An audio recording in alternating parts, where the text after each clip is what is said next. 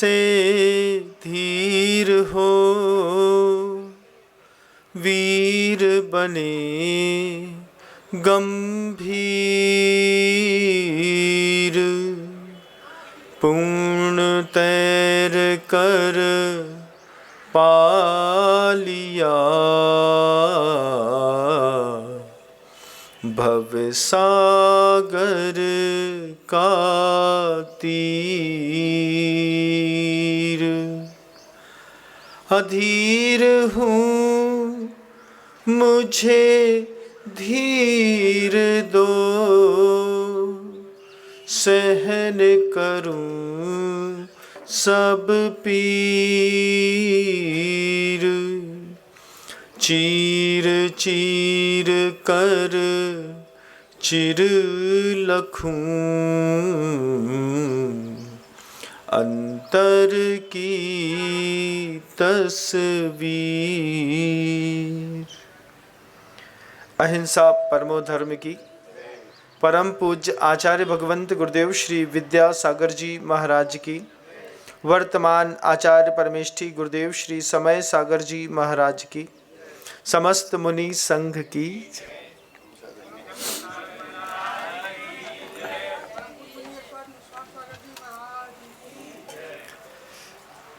मानवता का इतिहास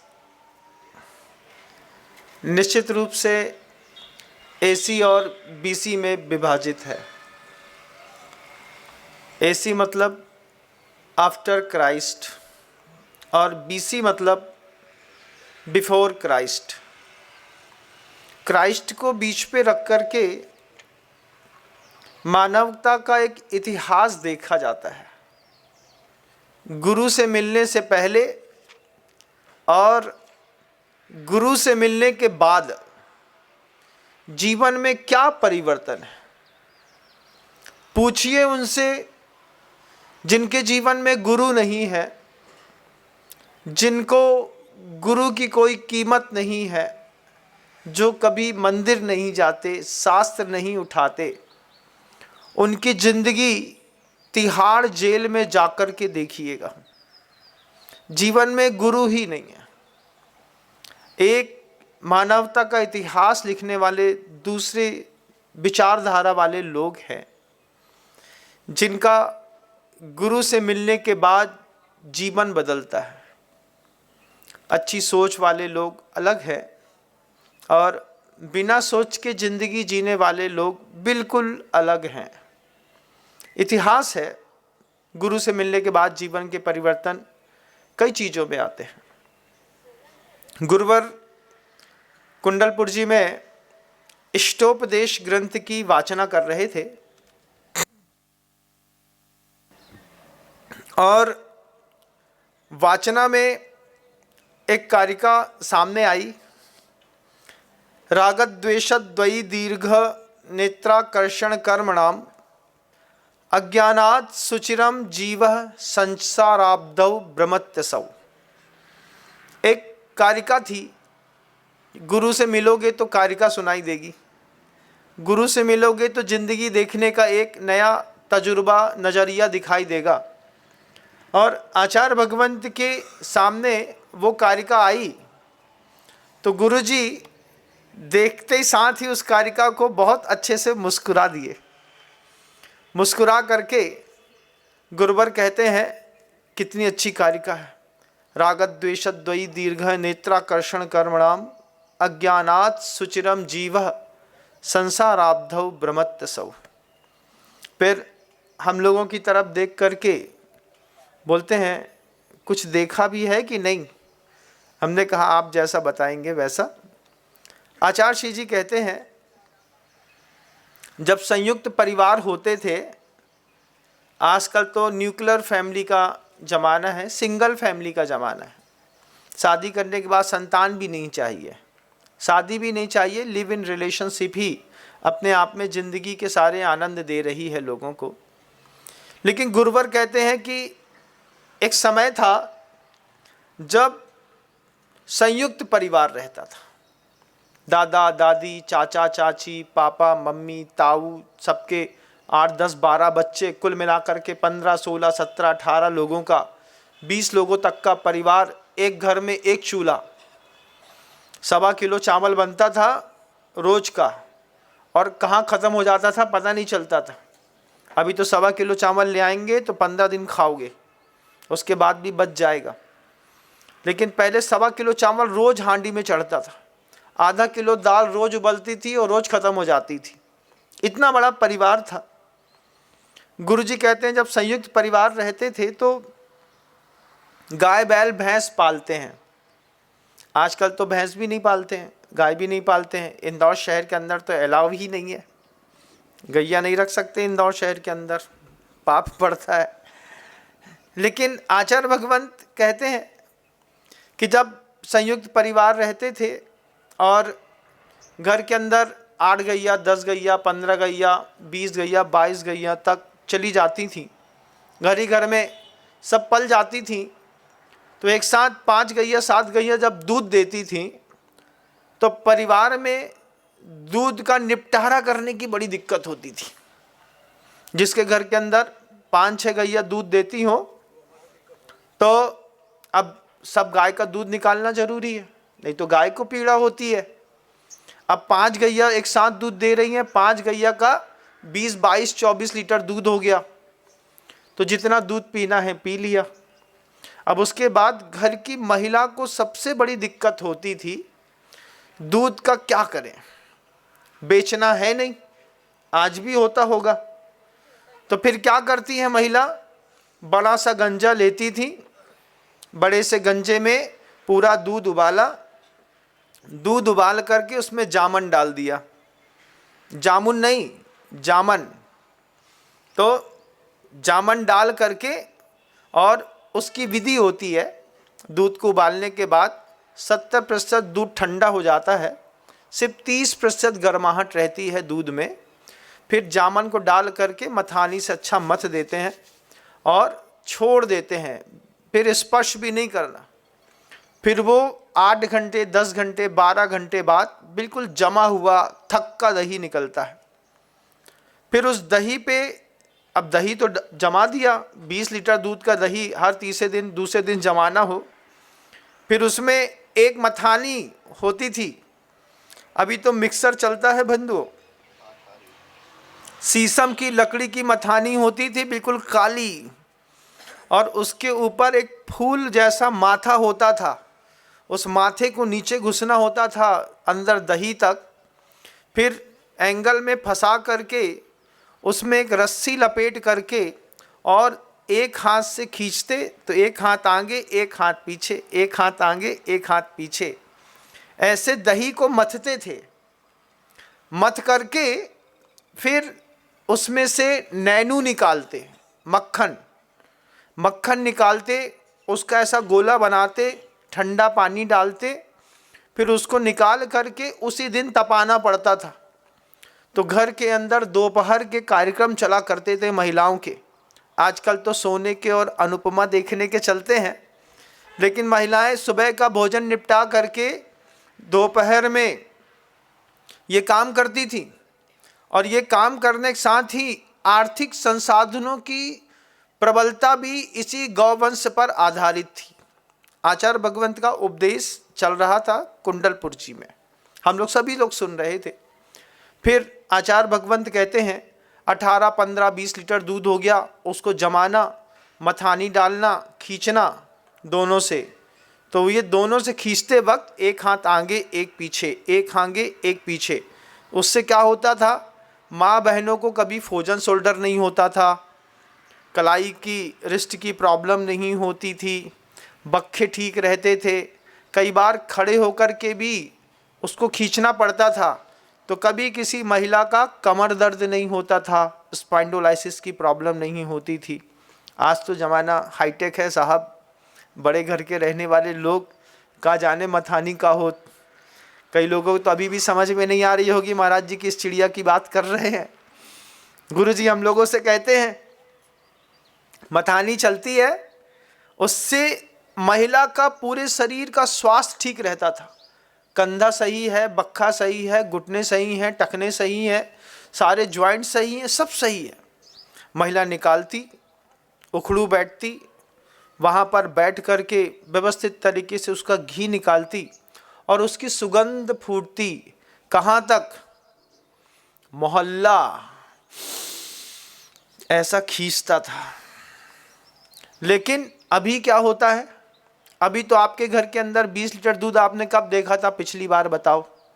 जब तुम्हारे यहाँ शादी हुई होगी तब देखा, तो वो भी नहीं देखा होगा तुमने तो सिर्फ मिठाई देखी होंगी।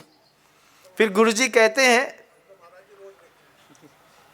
कहते हैं अभी जो घरों के अंदर दूध आता है वो 1 लीटर, आधा लीटर, 1 पाव, वो भी कौन सा? पॉस्चराइज्ड बॉटल वाला, टेट्रा पैक वाला आता है। पैकेट के पैक वाले फिल्टर और चिल किए हुए आते हैं। उसमें तो मलाई और दही कुछ निकलता नहीं, बस दूध रहता है।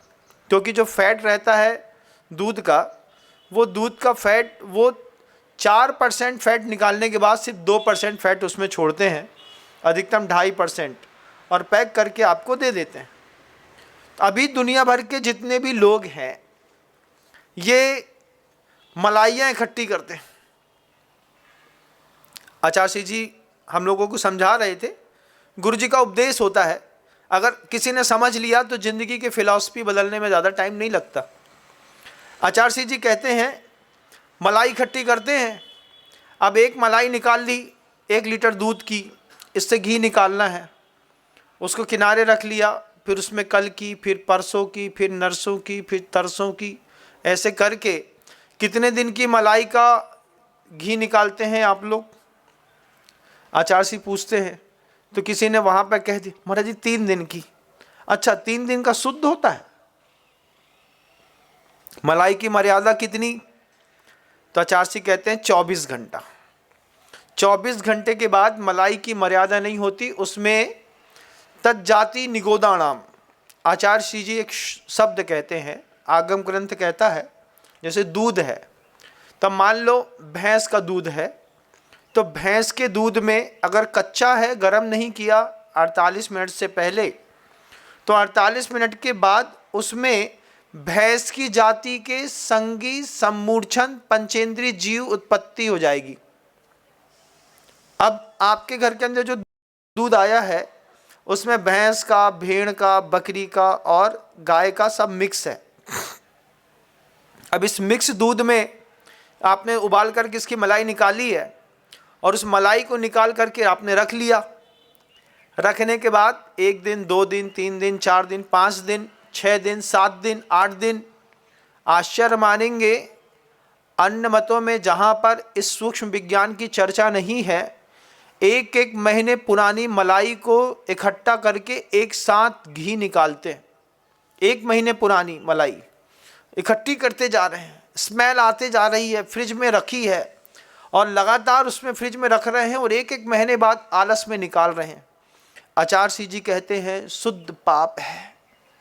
पाप क्या है महाराज? इसमें मलाई से घी तो निकालना है, लेकिन गुरु से मिलने के बाद का जीवन, जब तक गुरु नहीं है तब तक ये सब सही है, लगता है। 3 दिन, 7 दिन, 5 दिन, 8 दिन की मलाई निकाल दी, सरल है, रोज ही करते हैं महाराज। हमारे घर में तो जो ही चलत है, जब तक गुरु नहीं है तब तक तो चल सकता है, लेकिन जब गुरु आ गए, गुरु के आने के बाद गुरु ने कहा कि उस मलाई में 24 घंटे के बाद तज्जाति निगोदाणाम, उसी जाति के निगोद जीव की उत्पत्ति भी होती है और संगी सम्मूर्छन पंचेंद्रीय जीवों की भी उत्पत्ति होती है।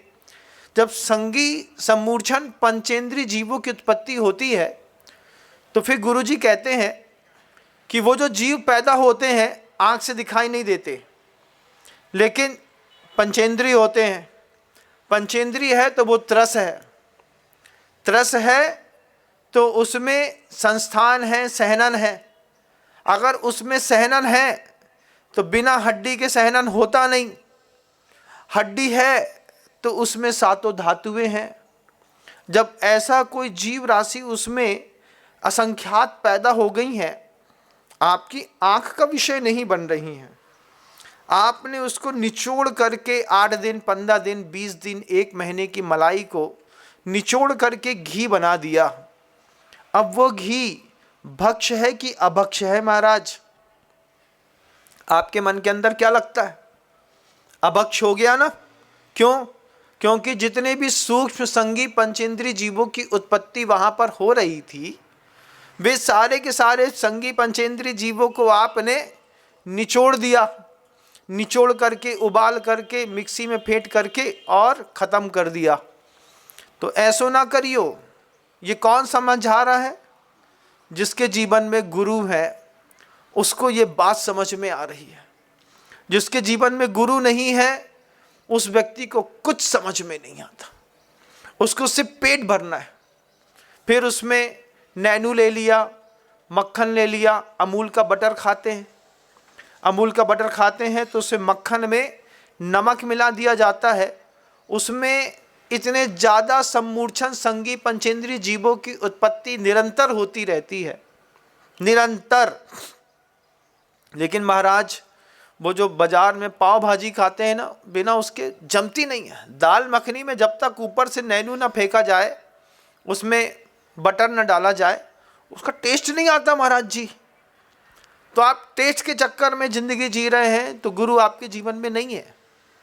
ये बातें अगर कोई व्यक्ति जैन नहीं होता, उसको सर्वज्ञ की वाणी सुनी नहीं होती, तो जीवन में कभी पता नहीं चलता कि अहिंसा क्या होती है और हिंसा क्या होती है। लेकिन गुरु के मिलने के बाद जीवन बदलता है। रागत द्वेष द्वै दीर्घ नेत्राकर्षण कर्मणाम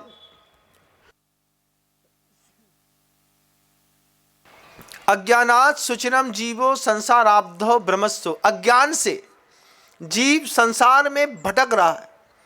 गुरु जी ने जब हम लोगों को इसका सूक्ष्म दर्शन कराया, फिर गुरु जी कहते हैं कि अब तो खैर होता नहीं दही लोगों के घर के अंदर, लेकिन शुद्ध घी जो होता है वो दही वाला जो होता है ना, जिसको भाते हैं, निकालते हैं, नैनू बनाते हैं, फिर गरम करते हैं, उस घी को घी कहते हैं। ये तो बटर मिल्क और बटर ऑयल कहलाता है। इससे आपको वो जो अंदर छाती में क्या धक धक करने लगा, जिया मोरा डरने लगा, क्या कोलेस्ट्रॉल बढ़ने लगा। सामान्य व्यक्ति का कोलेस्ट्रॉल चेक कराइएगा, 250 निकलेगा, 260, 280, 300 चल रहा है। बॉर्डर लाइन क्रॉस कर गए जनाब। 260 के बाद क्या होने वाला है? किसी भी दिन चलोगे, चलते चलते एकदम से हार्ट बीट बढ़ेगी, धक धुक आवाज़ आएगी, एकदम से पसीना आएगा और शाम को तुम्हारी खीर पूड़ी बढ़ जाएगी। क्यों? हम वो खाते हैं क्या, पाव भाजी, हम उसके साथ बटर मिल्क लेते हैं, अमूल का बटर खाते हैं। खाइए, किसने मना किया? लेकिन ये तो देखिए कि जो पेट के अंदर डाल रहे हैं वो पेट से बाहर भी निकल रहा है कि नहीं। वो आपके शरीर की प्रकृतियों को बदलते हुए आपके कोलेस्ट्रॉल को, जिसने आपके इसी अशुद्ध भोजन ने, इसी बाजार के बाजारू घी ने, जिसको सिर्फ फैट से निकाल करके सीधे गर्म करके सामने धर देते हैं, मलाई वाला घी कोलेस्ट्रॉल बढ़ाने में सबसे बड़ा कारण है। कोलेस्ट्रॉल लेवल पे रहे तो ठीक है, चिकनाई चाहिए है, शरीर को ग्रीसिंग तो करनी पड़ती है, लेकिन गलत ग्रीस डाल दो तो बताओ, तो गाड़ी चलेगी नहीं, गाड़ी चली जाएगी। और जब गाड़ी चली जाएगी तो बोलोगे महाराज हमारा 26 साल के लड़का को हार्ट अटैक आ गो। अब हम आपके पूछें कि तुम्हारे 26 साल का लड़का जब तुमसे पिज़्ज़ा, बर्गर, चाउमीन और पास्ता और दुनिया भर का खाने के लिए पैसा मांगता था, तो उसको क्या हम पैसा देते थे कि तुम देते थे? तुम खुद देते थे। फिर वो बाज़ार में जा कर के जब वो बाज़ार के घी का, डालडे का, दुनिया भर की चीज़ों का बना हुआ खाता था, कोलेस्ट्रॉल बढ़ गया। एक दिन दिल चलते चलते धक धुक किया और ज़्यादा देर धक धुक नहीं कर पाया बेचारे का, धक वाला धुक में चला गया। कौन जवाबदार है? कौन? हम? आप अपने बच्चे को जो pizza, burger, chow mein, fast food में ले जा रहे हैं, आप जवाबदार हैं। अपने बच्चे का कोलेस्ट्रॉल चेक करा के देखिएगा, 140 से ऊपर निकले और 180 और 200 क्रॉस कर जाए तो समझना इसने लक्ष्मण रेखा पार कर ली है। इसको आज कंट्रोल नहीं किया तो किसी भी दिन इसकी खीर पूड़ी बंटवानी पड़ेगी, 1.25 लाख रुपए तैयार रखियो उसके लाने। क्यों महाराज, तेरे ही में भी काम आता है। ऐसा शुभ शुभ बोलो महाराज जी। मैं तो शुभ ही बोलता हूँ, अच्छा ही बोलता हूँ। वक्त से पहले चेताना गुरुजी ने कहा था, विनम्र तुम्हारी जवाबदारी है। पूर्व बोध की कीमत है जैन शासन में। रागत द्वेष द्वयी दीर्घ नेत्राकर्षण कर्मणाम, कारिका गुरुवर कह रहे थे। कहते कहते ये बात बीच में ले आए, फिर वापस ला करके वहीं पर खड़ी करते हैं कि जैसे वो मथानी से उसमें एक रस्सी बांधी जाती है, रस्सी घुमा करके जब उससे खींचते हैं तो खींचने पर एक तरफ से रस्सी खुलती है, एक तरफ से बंधती है। मथानी वहीं की वहीं रहती है, नैनू निकलता है, लेकिन संसार बना रहता है। राग द्वेष की 2 रस्सी से इंसान खूब मथ रहा है अपने आप को, लेकिन बना हुआ है संसार में, बाहर नहीं निकल पा रहा। अज्ञानात् सुचिरम जीव संसार आब्धौ, संसार रूपी आब्धौ मतलब समुद्र में, भ्रमत्यसौ, कभी विनम्र बन जाएगा, कभी कोई और बन जाएगा, फिर कभी कोई और बन जाएगा, ये चक्रवर्ती भी बन जाएगा, लेकिन संसार में ही फंसा हुआ है। निकलने के लिए क्या करे महाराज? अज्ञानात् सुचिरम जीवो, अज्ञान है ना, गुरु मिले नहीं। गुरु मिलते, जब गुरु जिसके जीवन में मिले हैं तो उसके जीवन में ये कारिका मिली। अब जिसके जीवन में गुरु ही नहीं है, वो ये कारिका क्यों सुनेगा? वो क्यों समझेगा कि हिंसा और अहिंसा की परिभाषाएं घर से शुरू होती हैं? आज तो बहुत सुविधा वाला ज़माना है, लेकिन जब मथानी से महिलाएं लगातार मथती थीं दही को, मक्खन को, तो फिर क्या होता था? पूरा एक्यूप्रेशर होता था, आगे पीछे होते थे, उंगलियां टाइट रहती थीं। आज जरा जरा सी बात में गोली खानी पड़ती है। तो प्रकृति से दूर जाकर के भी बहुत बड़ा घाटा उठाया है हमने, बहुत बड़ा वाला घाटा। 1-2 चीज़ें होती तो सहज था, लेकिन ऐसी कई चीज़ें हैं।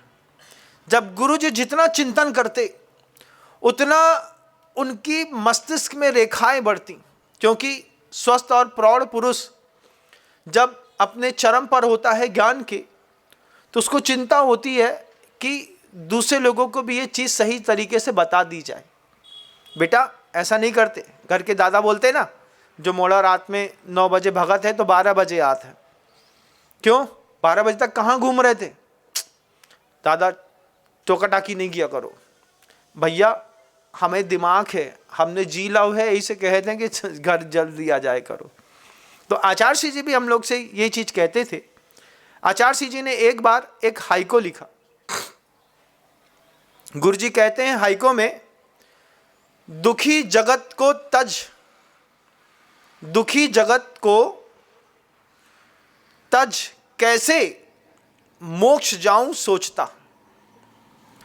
आचार्य भगवंत का हाइको था, दुखी जगत 5 अक्षर, को तज कैसे मोक्ष जाऊं, को तज कैसे मोक्ष जाऊं सोचता। आचार्य भगवंत कहते थे मोक्ष चला जाऊं, लेकिन जगत इतना दुखी है, इस दुखी जगत को निराकरण तो करो। तब आचार्य भगवंत दुखी जगत के निराकरण करने के लिए पहली बार आचार्य परमेष्ठी ने सक्रिय सम्यक दर्शन जैसा एक शब्द दिया। अभी तक सम्यक दर्शन सुनते आया था इंसान, सम्यक दर्शन ऐसा होता है, सम्यक दर्शन ऐसा होता है, लेकिन उन महानतम आचार्यों ने सम्यक दर्शन में एक विशेषण लगाया, सक्रिय सम्यक दर्शन और एक निष्क्रिय सम्यक दर्शन। सम्यक दृष्टि दोनों है, लेकिन एक सिर्फ बातों का जमा खर्ची है, सिर्फ बातें करता है, करता कुछ नहीं है। निष्क्रिय सम्यक दृष्टि न खुद सुधरता है, न संसार का उत्थान करता है, बस अपने आप को सम्यक दृष्टि मानता है। आचार्य श्री जी ने हम लोग की पूरी चेतना बदली, चेतना बदल करके सक्रिय सम्यक दर्शन शब्द दिया जब पहली बार कुंडलपुर जी में, तो हम लोगों ने बड़ा आश्चर्य किया पूरा दिन। फिर गुरु जी बोलते सक्रिय सम्यक दर्शन समझते हैं? हम सब ने कहा अब इसकी परिभाषा तो चूंकि आपका सूत्र है तो आपको ही लिखनी पड़ेगी। तब आचार्य भगवंत ने कहा कि सक्रिय सम्यक दर्शन उसको कहते हैं जहां पर अहिंसा का निरतिचार पालन होता हो। उस सक्रिय सम्यक दर्शन को आधार बना करके आचार्य भगवंत ने गौशालाएं स्थापित करी। जिसकी सम्यक दर्शन कह लेते हैं, सत्वेषु मैत्री गुणसु प्रमोदम क्लिष्टेषु जीवेषु कृपा परत्तम माध्यस्थ भावम विपरीत वृत्तौ सदा ममात्मा विदधातु देव। बोल दिया, बोलना सरल है। क्लिष्टेषु जीवेषु कृपा परत्तम, भगवान जितने भी दुखी जीव हैं उनके ऊपर मैं कृपा करो, आपकी कृपा हो। बोलने से किसी की कृपा नहीं होती। आचार्य जी ने बोला ये शुष्क आध्यात्म है, सिर्फ सामायिक पाठ को मुंह से पढ़ना। सक्रिय सम्यक दर्शन वाला गाय को बचाने के लिए अपनी जान लगाता है। उन्होंने जगह जगह गौशालाओं की गुरुवर ने स्थापना करी, कैटल इंस्पेक्टर खड़े किए, ट्रांसपोर्टेशन में जाने वाली गौवंशों को रोकने के लिए कवायद करी, लोगों को प्रेरणा दी, लोगों ने कोर्ट केस करे, रूल्स बदले, संविधान में परिवर्तन लाए, मुहिम लगातार चलती रही। आचार्य जी बस एक ही बात कहते थे, जनता को बताना होगा कि सक्रिय सम्यक दर्शन के बिना तुम्हारे जीवन का कोई अस्तित्व नहीं है। आज गौशालाएं दिखाई देती हैं, सक्रिय सम्यक दर्शन का ऐसा प्रारूप है। आज गुरुजी आज यहाँ नहीं है, लेकिन जब आप दयोदय की गौशालाएं जाते हैं, दयोदय गौशालाओं में देखते हैं, हजारों गायें उस गौशालाओं में रह करके जो कत्ल खाने जा रही थी, आज अपना पूरा जीवन जी रही हैं। पूरा जीवन जीने के लिए उन गौशालाओं में गायों की अनुकूलता बनाने वाले वे महापुरुष, जिन्होंने सक्रिय सम्यक दर्शन एक शब्द दे करके लाखों गौवंश को सुरक्षित कर दिया।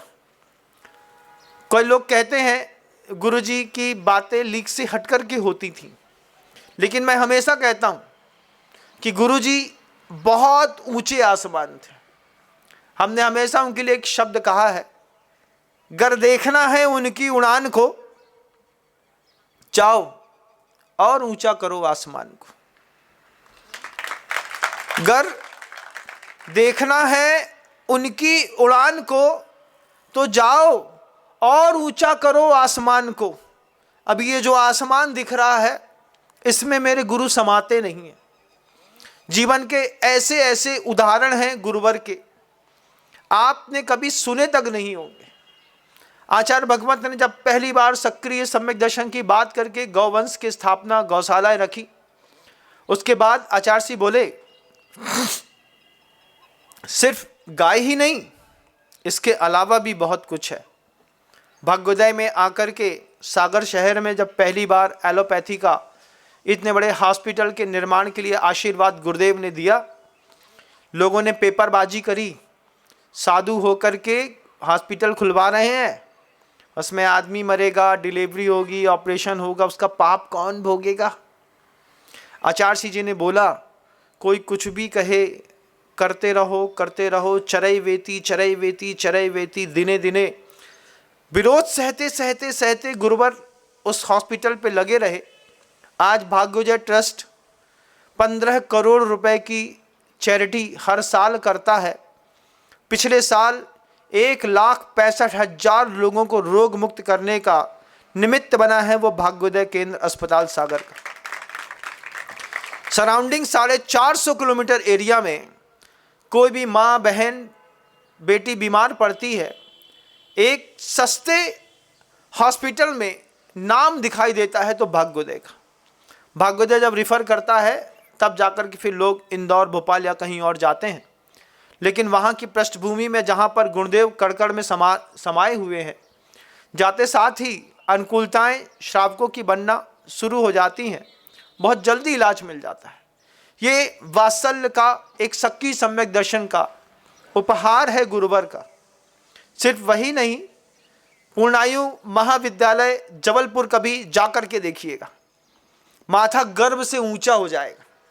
लगेगा कि एक महापुरुष ने अपनी ऊंची सोच के साथ पूर्णायु महाविद्यालय में इतना बड़ा महाविद्यालय बनाया है। आयुर्वेद का एक ऐसा संस्थान जिसमें हर चीज़ शुद्ध अहिंसक तरीके से तैयार होती है, और जीव को पूर्णायु बनाने के लिए, दीर्घायु बनाने के लिए तो दुनिया खड़ी है। आचार्य जी कहते थे पूर्णायु बनाने की बात करो। गर देखना है उनकी उड़ान को तो जाओ और ऊंचा करो आसमान को। आसमान से भी ऊंचे होते हैं गुरु, और अपने शिष्यों को विजन देते हैं, बताते हैं कि ऐसा करोगे तो अच्छा होगा। उसके बाद गुरुजी ने हथकरघा बनाया।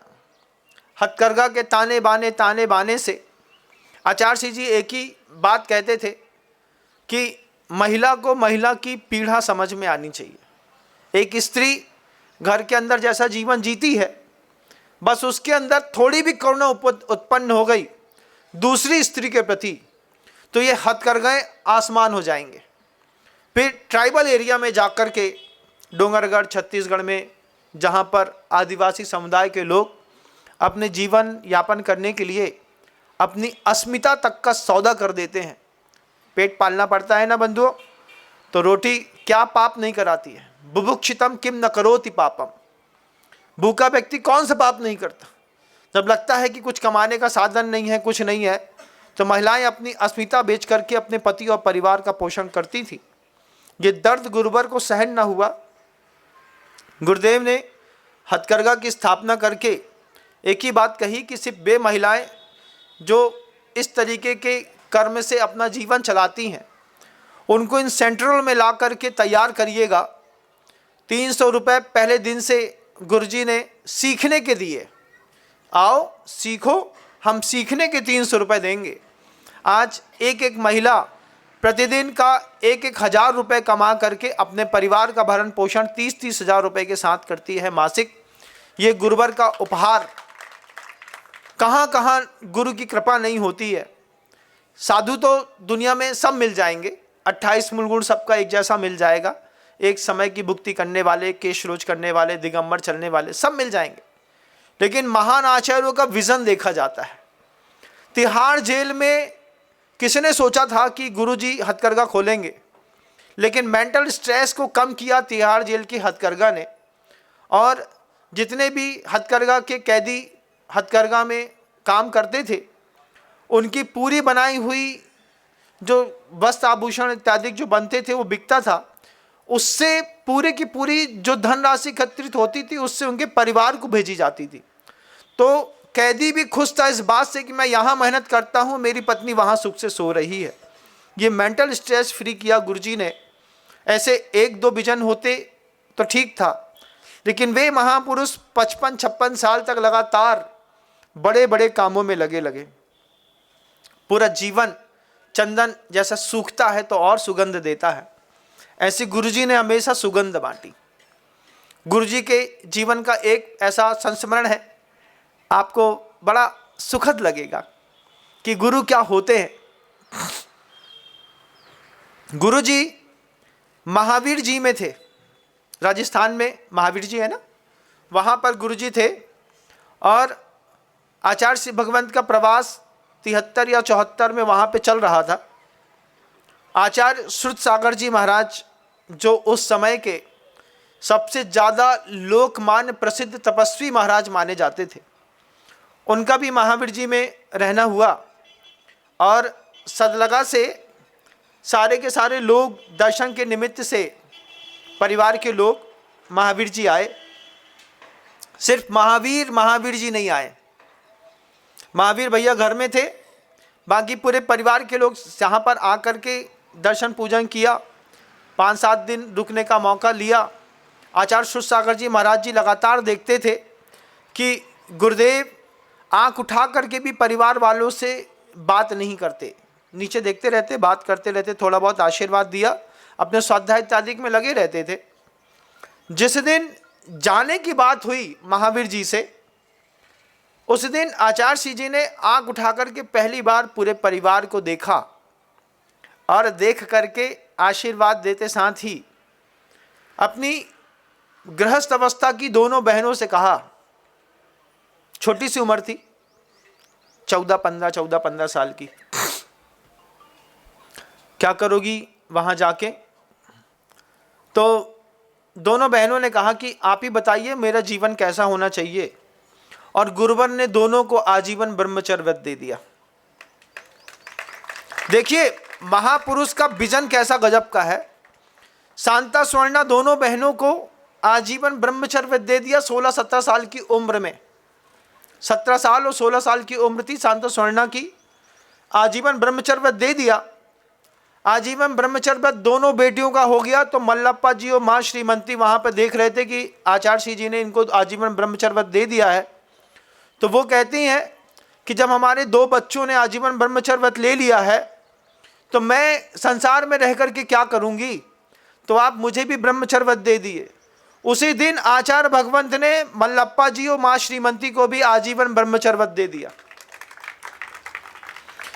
एक साथ एक महापुरुष अपने पूरी की पूरी पृष्ठभूमि को बदलने में लगे। हम लगे हैं संसार को बड़ा करके अपनी पीढ़ियां चलाने में। आचार्य जी ने पूरे घर के स्ट्रक्चर को पूरा का पूरा खत्म करने की सोच ली। दोनों बहनों को ब्रह्मचर्य दे दिया, माता पिता को ब्रह्मचर्य दे दिया। और गुरुवर ने निष्प्रहता के साथ कहा, आचार्य सुसागर जी महाराज हैं, इन्हीं के संग में रह करके धर्म ध्यान करो, इन्हीं से तुम्हारा व्यवहार बहुत अच्छा हो जाएगा। गुरुजी स्वयं आचार्य थे। वे चाहते तो खुद अपने परिवार के लोगों को साथ में रख लेते, लेकिन आचार्य जी ने उदारता के साथ कहा, जवानी की उम्र, आचार्यपन में बैठना, ब्रह्मचर्य देना और उदारता के साथ आचार्य शुद्ध सागर जी महाराज जी के चरणों में चारों लोगों को छोड़ देना। आप चारों वहीं पर रह करके धर्म ध्यान करिए, आचार्य जी से दीक्षा इत्यादि लेकर के आप अपना कल्याण कर लीजिए। ऐसा कहकर के 4 को छोड़ा। 2 भाई थे 13 साल और 15 साल की उम्र के।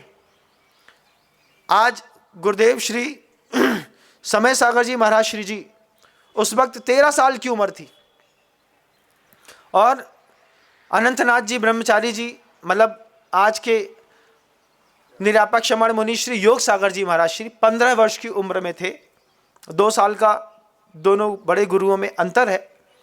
और आचार्य जी ने कहा उन दोनों से, जब इन 4 को भेज दिया, फिर उन 2 से कहते हैं, वो दोनों ने कहा कि हम लोग घर जा रहे हैं। तो आचार्य कहते हैं, घर जाके क्या करोगे, उसी ज़मीन, उसी खेत, उसी मकान के पीछे थारी मारी करोगे दोनों लोग। ये 4 तो यहाँ चले गए, तुम घर जाके क्या करोगे। 13 साल के शांतिनाथ जी, 13 साल की उम्र में क्या दिमाग होता होगा, कितना बच्चा कितना समझता है 13 साल का है। लेकिन आचार्य भगवंत ने कहा घर जाके क्या करोगे। तो क्या करें, ऐसा पूछते हैं हाथ जोड़ के, आप ही बताइए हम क्या करें। तुम दोनों भी आजीवन ब्रह्मचर्य ले लो, तुम लोगों को घर नहीं जाना है। और दोनों युवा भी क्या, कुमार अवस्था में प्रवेश करने वाले दोनों सगे भाइयों को आजीवन ब्रह्मचर्य 13 साल 15 साल की उम्र में देकर के अपने संगस्थ कर लिया, साथ में रहना है। उधर महावीर बड़े भैया थे, वो घर के अंदर बैठे थे। उनको पता चला कि ये 6 को भेजा था दर्शन करने के लिए, आचार्य जी ने 6 के 6 का उद्धार कर दिया। तो महावीर को बड़ा बुरा लगा। महावीर लिखता है, तार भेजा महावीर ने, महावीर जी क्या, महावीर नहीं रहे, he had gone, passed away, चले गए। आचार्य जी के पास तार पहुंचा। मां श्रीमंती और मल्लप्पा जी बोले महावीर खत्म हो गया। आचार्य शुद्ध सागर जी के पास खबर गई कि इनके बड़े भैया खत्म हो गए जिनका आपके संग में प्रवेश हुआ है। आचार्य जी ने जैसे सुना, आचार्य जी कहते हैं ये झूठा है तार, महावीर को कुछ नहीं हुआ। आचार्य शुद्ध सागर जी महाराज जी घबराए, माँ श्रीमंती मल्लप्पा जी घबराए। वो बोलते हैं वो तार आया है, महावीर खत्म हो गए हैं, क्या करें। आचार्य जी बोलते हैं ये तार झूठा है, कुछ नहीं हुआ है महावीर को। हंस रहे थे गुरुदेव। फिर आचार्य शुद्ध सागर जी महाराज गुरुदेव के बारे में कहते हैं, वो तो 13वें गुणस्थान का केवली है, वो तो मोह से मुक्त है, लेकिन मैं 6वें गुणस्थान का साधु हूँ। तुम लोग एक बार घर जा करके देख लो कि महावीर की क्या हालत है। अगर कुछ हो गया है तो उसका तीजा करके आना, और अगर नहीं हुआ है तो भी एक बार घर घूम आओ। तो आचार्य शुद्ध सागर जी महाराज जी ने गुरुदेव के बारे में कहा कि उस जवानी के समय में भी निर्मोही अवस्था के साथ जीवन जीने की उनकी कला थी। फिर 13 साल के शांतिनाथ को अपने हाथ में बत्ती पकड़ करके उन्होंने जैन धर्म का आ इ ई उ सिखाया। कृदंत क्या होता है, तद्दिंत क्या होते हैं, व्याकरण क्या होती है, तो बहुत बड़ी बात हो गई। उनको लिखना नहीं आता था। 13 साल की उम्र क्या होती होगी। 13 साल की उम्र से उनको पढ़ाया। कई बार गुरुजी बोलते थे बोलो आ, और वो बोलते थे आ, तो आचार्य श्री बिल्कुल धैर्य के साथ आ नहीं आ बोलो, आ नहीं आ बोलो, आ नहीं आ बोलो। बहुत देर में समझ में आया कि रस्व और दीर्घ दो चीजें होती हैं। बड़ी ई और छोटी ई बोलते हैं ना, बड़ा और छोटा। तो बड़ा छोटा तो ये मतलब बौद्धिक स्तर में डूबे हुए कम लोगों की बात रहती है। गुरुजी बोलते थे दीर्घ मत बोलो, रस्व बोलो, रस्व बोलो। इतनी समता के साथ गुरुजी को सिखाया, तैयार किया, बड़ा किया, मुनि बनाया। मुनि बनाने के बाद आज आचार्य के पद पर गुरुदेव श्री समय सागर जी महाराज श्री जी विराजमान। हम सब के जीवन की नैया उनके हाथ में सौंप करके गए, बोल के गए आचार्य परमेष्ठी के चरणों की सेवा करना तेरा भला होगा। माथे पे ये बात आचार्य जी की छप गई कि सिंहासन पर कोई भी परमेष्ठी बैठेंगे, जो परमेष्ठी आचार्य परमेष्ठी निश्चित करेंगे वो हमारे जीवन के भगवान हैं। और गुरु में भगवान देखना शुरू किया, तरक्कियां रोज आसमान होती रही। ये जीवन के संस्मरण है। मैं लोगों से कहता था, लोग कहते थे अपने भैया को दीक्षित कर दिया। मैं कहता था एक ही चीज कि जिसने केशलोच का दर्द सहा है, अगर उसको अपने भाई से प्यार होता तो कभी अपने छोटे भाई से ये नहीं कहता कि केशलोच कर दो। 16.5 साल की उम्र में गुरुदेव श्री समय सागर जी महाराज श्री जी ने पहला केशलोच किया। 16.5 साल के बच्चे के सिर के घने जबान काले बाल, इतने मजबूत जड़ें होती हैं, पूरे हाथ की उंगलियां कट गईं। लेकिन आचार्य श्री जी ने बिल्कुल जैसे सीता की अग्नि परीक्षा हुई थी, ऐसे ही अग्नि परीक्षा करने के लिए धौकनी में धौंक दिया दोनों भाइयों को। सूरज तपे तपे रे माटी, तुझको चलना होगा, मोह तजना होगा। ये गाना उस वक्त जब चला करता था, गुरुजी सुनते थे और दोनों को तैयार करते थे। आज दोनों अपने 5 महाव्रतों के बादशाह हैं। आचार्य गुरुदेव श्री समय सागर जी महाराज, निरापक श्रमण मुनि श्री योग सागर जी महाराज, उनकी तपस्या देवताओं को भी आश्चर्यचकित करती है बंधुओं। और उनको तैयार किया गुरुजी ने अपनी आंख के सामने। समाइक के लिए बैठते थे, आपने वो फोटो देखे होंगे, तब गुरुजी बैठे हैं और पूरा संघ सामने बैठ करके समाइक कर रहा है। मजाल है कि रीढ़ की हड्डी सीधे से थोड़ी सी ऐसी हो जाए। ऐसे गुरुजी की बरदानी छाव के तले पल्लवित और पोषित जीवन के 40 साल जिन्होंने गुरुजी के चरणों की सेवा करके निकाला, समझा, इतने धैर्यवान, गुणवान, चारित्रवान बने। तब आचार्य भगवंत ने अंतिम समय में योग सागर जी महाराज श्री जी से कहा, समय सागर जी महाराज श्री संभालेंगे, मेरा तो हो गया, मैं वो आएंगे तो उनको आप बता दीजिएगा। इतनी सहजता में आचार्य पद का स्थानांतरण करके और अनंत की यात्रा पर गुरुजी चले गए। लेकिन विरासत कितनी बड़ी दे गए। आचार्य श्री जी हमेशा वो बात कहते थे, उस वक्त लगती थी। आचार्य श्री कहते थे कि पिता के स्थापित व्यवसाय को आगे बढ़ाने वाले पुत्र हमेशा तरक्की करते हैं। फिर से कहता हूं, गुरुजी हम लोगों से सबसे कहते थे, पिता के स्थापित व्यवसाय को आगे बढ़ाओ। कपड़े की दुकान तुम्हारे पापा की है, तुम दुकान को मॉडिफाई करो, दुकान को मॉडिफाई करो, उसको और ऊंची करो, बड़ी करो, लेकिन व्यवसाय खत्म मत करो। और जो पुत्र पिता के व्यवसाय को चलाता है, उसको स्थापित व्यवसाय मिलता है, उसको बहुत ज़्यादा मेहनत नहीं करनी पड़ती। गुरुजी चले गए, जाने के बाद गुरुजी की ये बात कान में फिर गूंजी। सोते सोते में पिता के स्थापित व्यवसाय को आगे बढ़ाने वाले तरक्की करते हैं। ऐसा जब मेरे दिमाग में आया, मैंने खुद ही देख लिया कि हमारे गुरुदेव के जो भी प्रकल्प थे, उन प्रकल्पों को ऊंचा बढ़ाने वाले गुरुदेव कहते हैं कि तरक्की करते हैं। विनम सागर, तुम तो अपना कंधा लगाओ, और फिर धीरे धीरे और भी कंधे लगते रहेंगे। सबसे बड़ा कंधा तो गुरुदेव श्री समय सागर जी महाराज जी के ने लगाया। आचार्य पद का बीड़ा उठा करके जिन्होंने ये संकल्प किया कि आचार्य भगवान को समर्पित प्रत्येक शिष्य की रक्षा करना मेरा कर्तव्य है। आज वो सतना जैसे शहर में रह करके हम सारे साधु वृंदों की रक्षा करने में अहर्निश निरंतर चिंतन करते हैं, आशीर्वाद देते हैं, कृपा करते हैं, निर्देशन देते हैं, बताते हैं। वैसे ही गुरुदेव के जैसे गुरुजी ने, जब मैं यहाँ आ रहा था तो गुरुदेव समय सागर जी महाराज जी बोले, नम्र सागर जी सौम्य वाणी का प्रयोग करिएगा। हमने कहा आचार्य भगवान ये आपका पहला संकेत है, मैं हमेशा याद रखूँगा। उस संकेत को लेकर के आया। 6-7 महीनों का प्रतिफल गुरुदेव श्री समय सागर जी महाराज जी का आशीर्वाद जो फला है, आज पूरा विश्व देख रहा है। आचार्य जी के ऐसे अद्भुत कितने संस्मरण हैं बंधुओं। मैंने देखा आचार्य जी का एक और ब्रह्म वाक्य, गुरुजी जब कभी भी लगता था किसी साधक का प्रारब्ध बिगड़ गया है, कोई साधक अपने मार्ग से च्युत हो रहा है, या फिर वो भटकने वाला है या भटकेगा, आचार्य जी एक ब्रह्म वाक्य देते थे हम लोगों को। जब कभी भी गुरुजी को लगा कि अब इसका प्रारब्ध जो है वो दूषित हो गया है, आचार्य जी का 3 शब्द चलता था, सुनो, no hurry, no worry and no करी।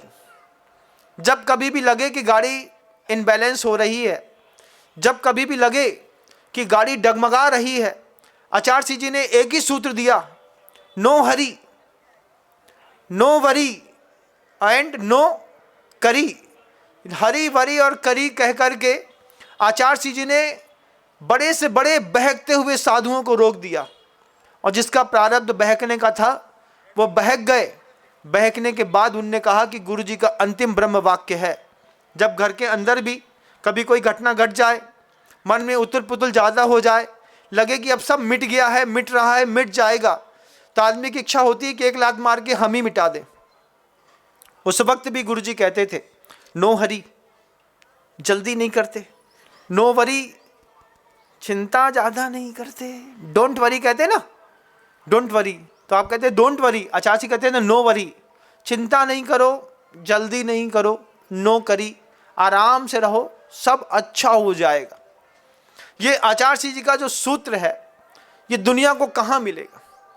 जिसकी दुनिया में गुरु नहीं है, जिसने गुरु को देखा नहीं है, जिसने गुरु को समझा नहीं है, वो क्या जाने कि गुरु मिलने के बाद जिंदगी कैसी चमकदार होती है। जिनके जीवन में गुरु नहीं है ना, वे जेलों में बंद हैं, भटक रहे हैं, पता नहीं कहाँ कहाँ भटक रहे हैं। वो सोचते हैं कि इस क्षेत्र के दर्शन करूँगा तो निर्वाण हो जाएगा। मैं कहता हूँ सिर्फ तुम गुरु के चरित्र का दर्शन करोगे तो तुमको जहाँ खड़े हो वहीं पर निर्वाण हो जाएगा। कर्म काटने के लिए किसी सिद्ध क्षेत्र पर जाने की जरूरत नहीं है। कर्म काटने के लिए जो गुरु के सिद्ध वाक्य हैं, उनको जीवन में जहां खड़े हो वहीं इंप्लीमेंट करोगे और तुम्हारा काम होता चला जाएगा। एक बहुत अच्छा संस्मरण गुरुवर का मुझे याद आता है। आचार्य जी एक उदाहरण सिखाते थे हम लोगों को। गुरुजी कहते थे कि एक गांव में महामारी फैल गई, लोग पड़पड़ा के मरने लगे। एक मरता, 2 मरते, शाम होते होते घर के 3 मरते, फिर 4 मरते। जैसे कोरोना में हो गया था कि किसके घर में कहाँ कौन मर जाए कोई भरोसा नहीं। सुबह बात कर रहे हैं, दोपहर को बुखार आया, शाम को डेथ हो गई। जब ऐसी पड़पड़ा के महामारी पूरे देश में फैली तो वहाँ के राजा को फरिश्तों का एक स्वप्न आया। राजा को फरिश्तों का स्वप्न आया कि देखो तुम्हारे पूरे राज्य में महामारी फैली है, इसका एक उपाय है। उपाय क्या है? जितने भी राज्य में रहने वाले लोग हैं, ये जो नगर के बीच का कुआं है, इस नगर के बीच के कुएं में एक एक लोटा दूध ला करके डालेंगे तो ये पूरी महामारी ठीक हो जाएगी। राजा ने फरिश्ते से स्वप्न में कहा, ये तो बहुत सरल है, कितना सरल है कि एक लोटा दूध डालना है और महामारी ठीक हो जाएगी, मरेंगे तो नहीं। ये सोच करके राजा ने मुनादी पिटवाई सुबह कि जितने भी लोग आसपास हैं, राज्य के अंदर राज्य शासन में रह रहे हैं, सबको एक एक लोटा दूध डाल करना है उसमें। ये काम आज ही शाम को हो जाना चाहिए, कल सुबह पूरा का पूरा कुआं दूध से भरा मिले। दूसरे दिन सुबह हुई, सुबह होते साथ ही राजा ने जैसे मुनादी पिटवाई थी, राजा को विश्वास था कि सुबह होते होते अब कोई नहीं मरेगा। लेकिन सूरज निकला, सूरज निकलते साथ ही देखा कि अर्थियां उठ रही हैं, लकड़ियां जलाने के लिए खत्म हो गईं, लोगों को ऐसी गंगा में प्रवाहित कर रहे हैं। राजा को बड़ा आश्चर्य हुआ कि अभी भी लोग मर रहे हैं। फरिश्ते तो कह गए थे कि कुएं में एक एक लोटा दूध हर घर से जाएगा, हर घर से जाएगा एक एक लोटा दूध, तो यह महामारी खत्म हो जाएगी। महाराज ने मंत्री से कहा, मंत्री जी फरिश्ते क्या झूठ बोलते हैं? मंत्री कहता है, ना महाराज, फरिश्ते झूठ नहीं बोलते। बोले फिर क्यों मर रहे हैं लोग, जब फरिश्ते ने स्वप्न में आकर के कहा था कि दूध डालोगे तो सब हो जाएगा। चलो मैं खुद चल के देखता हूं। राजा खुद चल करके कुएं के पास गया। कुआं पूरा का पूरा पानी से भरा था। राजा ने मंत्री से आश्चर्य करते हुए कहा कि इसको तो दूध से भरने के लिए कहा था, पानी से भर दिया, क्यों? तो मंत्री एक ही बात कहते हैं, रात का अंधेरा था महाराज, हर आदमी लोभी निकले। लोभियों ने सोचा कि बगल वाला तो कर ही रहा है दूध, मैं पानी डाल देता हूं। तो लोग पानी लाके एक एक लोटा पानी डाल गए, दूध छोड़ गए। दूध नहीं डाला लोगों ने, चालाकी दिखाई और पानी डाला। क्या सोच करके? पड़ोसी के यहाँ दूध है, पड़ोसी तो दूध डाल ही देगा। दूध उसके घर में भी था, लेकिन उसने डाला नहीं। लोग आज भी मर रहे हैं। इंदौर शहर के अंदर और पूरे भारत के अंदर एक महायज्ञ शुरू किया था कि इस सृष्टि में अहिंसा को जीवित रखना है, धर्म को जीवित रखना है, अपनी संस्कृति संस्कारों को जीवित रखना है, गुरुदेव को जीवित रखना है। तो हर जैन को एक लोटा पानी डालना पड़ेगा, हर जैन को। लेकिन सुबह आकर के देखा तो कुएं में पानी पड़ा है। दूध डालना पड़ेगा, दूध तो डाला नहीं। क्यों? आदमी सोच रहा है बगल वाले ने तो दूध डाल ही दिया है, अब हम दूध नहीं भी डालेंगे तो बच जाएंगे। ध्यान रखना, जिसने दूध डाला है वो भी मरेगा और जिसने दूध नहीं डाला है वो भी मरेगा। महाराज क्यों? क्योंकि संकल्प है कि जो इस राज्य में रहता है, जो इस संस्कृति में रहता है, हर एक इंसान को एक लोटा दूध डालना पड़ेगा। आचार्य भगवंत कहते हैं, तुम्हारे जीवन में कोई संघर्ष नहीं है, कोई दिक्कत नहीं है, उसके बाद भी तुम दान नहीं दे रहे हो। कोई संघर्ष होता, तुम्हारे घर में किसी बात की कमी होती, तुम्हारी पत्नी को कैंसर हो गया होता, तुम्हारे परिवार में पुत्र अपंग होता, तुम्हारे परिवार में किसी को बड़ी बीमारी होती, तुम्हें कर्जा चुकाना होता, तुम्हारे सिर पे माथे पर कोई बोझ होता, तुम धन न देते, चल जाता। तुम गाना गाते इस बात को कि मैं खुद दुखी हूं, मैं क्या धर्म करूंगा, छूटती तुमको। लेकिन जब तुम्हारे घर में कोई विकल्प ही नहीं है, संपत्ति अच्छी आ रही है, स्वास्थ्य निरंतर बना हुआ है, रोज मीठे पानी के कुएं से कुआं लगातार लबलबा के भर रहा है, उसके बाद भी जब जीवन में संघर्ष नहीं है, फिर भी दान नहीं है, तुम भी मरोगे, तुम्हारे साथ ये संस्कृति भी मरेगी। क्या करें? हर उस सफल इंसान का पहला कर्तव्य है कि जब हम किसी बात में आवाज दें तो उस महायज्ञ में एक लोटा दूध जरूर डालना। ये नहीं सोचना कि इनने कर दिया है अब हम नहीं करेंगे, उनने किया है तो वह अपने परिवार की रक्षा कर रहे हैं, तेरा क्या होगा रे कालिया, तू तो मरेगा ना। और तू मरेगा नहीं तो साथ में संस्कृति और समाज भी लेकर के मरेंगे। अगर ये छूट होती, जैन शासन के अलावा भी लोगों से धन लेकर के जैन शासन सुरक्षित रख सकते हैं, फिर ये उद्बोधन दुबई में हो रहे होते, तुम लोगों के बीच में नहीं। फिर मैं दुबई जाता, दुबई में जा कर के लोगों से बोलता कि संस्कृति की रक्षा करने के लिए दूध डालो। हो सकता है वो दूध के बदले अमृत डाल देते। लेकिन जैन संस्कृति जीवंत रहेगी जैन धर्मावलंबियों से। और जैन धर्मावलंबियों में जब ये रागत द्वेषत द्वई दीर्घ कितना तो कर दिया, परिवार वालों के लिए कितना किया है एक बार देखना। उस पत्नी के लिए तुमने जिंदगी खपाई है, बच्चों के लिए जिंदगी खपाई है। जैन शासन को जीवंत करने के लिए सिर्फ 10 साल इंस्टॉलमेंट में नियमित राशि भी जमा करेंगे ना, तो अगले 5000 साल तक इस अहिंसा का कोई बाल बांका नहीं कर पाएगा। ताली बजाने से कमाल हो गया होता तो मैं ऐसी तालियां बजवाता कि लोग देखते रह जाते हैं। लेकिन ताली बजाने से कमाल नहीं होता, एक लोटा दूध डालने से कमाल होता है। तुम संपन्न हो, मध्यम वर्गीय हो, निम्न वर्गीय हो, लेकिन तुम्हारे यहाँ अगर रोज की झिर लगी है, तुम्हें पता है कि तुम्हारे घर के अंदर रोज 500 रुपये कहीं ना कहीं से आते हैं, तो उसमें से 100 रुपये का दान दो। 10 साल तक एक क्षेत्र के, 10 साल तक एक क्षेत्र में आजीवन 100 रुपये भी दान देगा ना हर जैन कुल का व्यक्ति, ये मंदिर पाषाण के नहीं सोने के बनेंगे और इंसान इंसान नहीं भगवान के रूप में देखा जाएगा। लेकिन कुछ लोग अपना घर का लोटा तो डाल जाते हैं, कुछ लोग ये सोचते हैं कि पड़ोसी ने डाल दिया, अब हमारी कोई ज़रूरत नहीं है। हर एक इंसान की ज़रूरत है। जो समझदार होते हैं वो छोड़ते नहीं मौका। ये सिलिकॉन सिटी में आया, इस सिलिकॉन सिटी के अध्यक्ष महोदय हैं,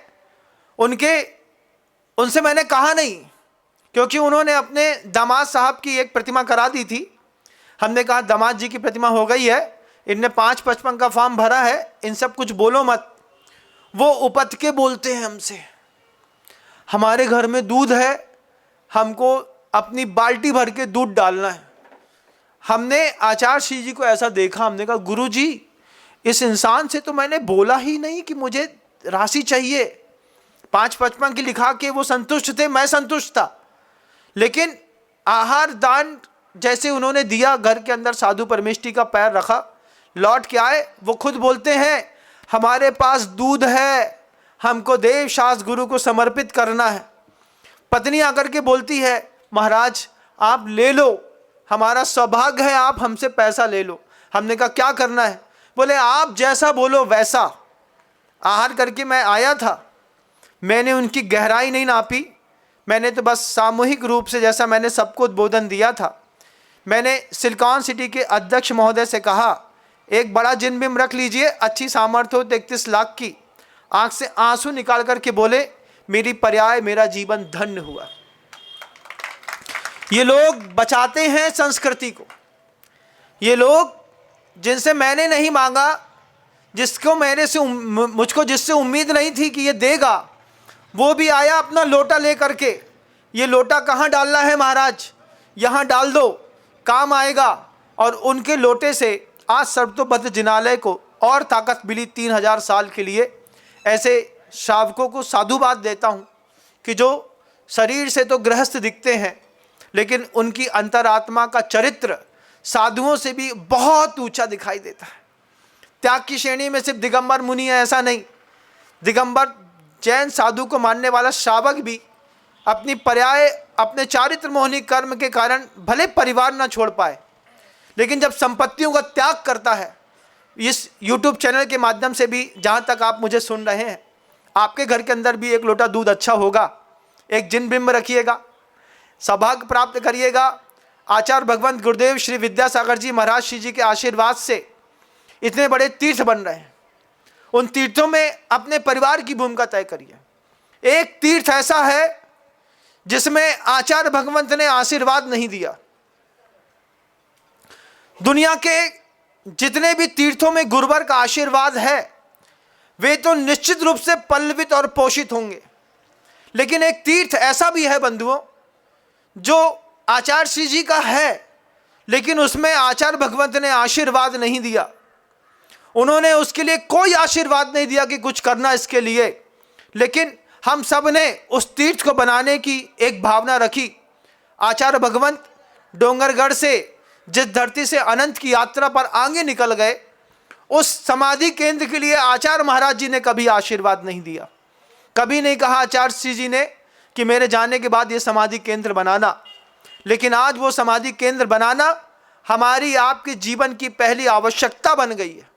अगर हमने दुनिया को नहीं दिखाया कि सृष्टि पर एक ऐसे महानतम आचार्य हुए थे जिनकी कृपा से लाखों गौवंश सुधरा, लाखों महिलाओं का ब्रह्मचर्य सुरक्षित हुआ, लाखों लोगों को जीवन दान मिला, लाखों लोगों ने सम्यक दर्शन को प्राप्त करके जिनबिंब की स्थापना करी, लाखों लोगों ने मंदिर बनवाए, लाखों लोगों ने व्रत लिए, लाखों लोगों ने पाप छोड़े। ऐसे आचार्य को सार्वभौमिक सार्वकालिक बनाने के लिए एक विद्यासागरोदय समाधि स्मारक केंद्र डोंगरगढ़ में बन रहा है बंधुओं। उसमें पूरी दुनिया के लोगों को अपना भाग लेना चाहिए। 1 लोटा दूध चढ़ाइएगा। उस 1 लोटा दूध की कीमत है मात्र 1,11,000 रुपये। 1,11,000 रुपये की राशि सामान्य वर्गीय जो फुल्की का ठेला लगाता हो, ठेले में नाड़ा बेचता हो, चड्डी बनियान बेचता हो, वो भी आराम से कर सकता है। उसके बदले में पूरे के पूरे विनम्रवाणी परिवार और गुरुवर के आशीर्वाद से उस समाधि केंद्र में जो आपकी राशि जाएगी, आपको चांदी का 100 ग्राम चांदी का शुद्ध चांदी का एक सिक्का, जिसमें एक तरफ गुरुजी का चित्र, दूसरी तरफ गुरुजी के चरण चिन्ह है, आचार्य भगवंत की जन्म तिथि और समाधि तिथि लिखी है, और तीर्थ निर्माणक संयोजक एक शब्द लिखा है। एक सुंदर सा पैकेट जो आप देख रहे हैं, देखते हैं, वो जब आपके घर के अंदर पहुंचेगा, इस समाधि स्मारक के लिए बस गुरुजी का आशीर्वाद नहीं है। आपको लगता है कि ये नहीं बनाना चाहिए? सबसे पहले वो समाधि स्मारक बनाना है हमको।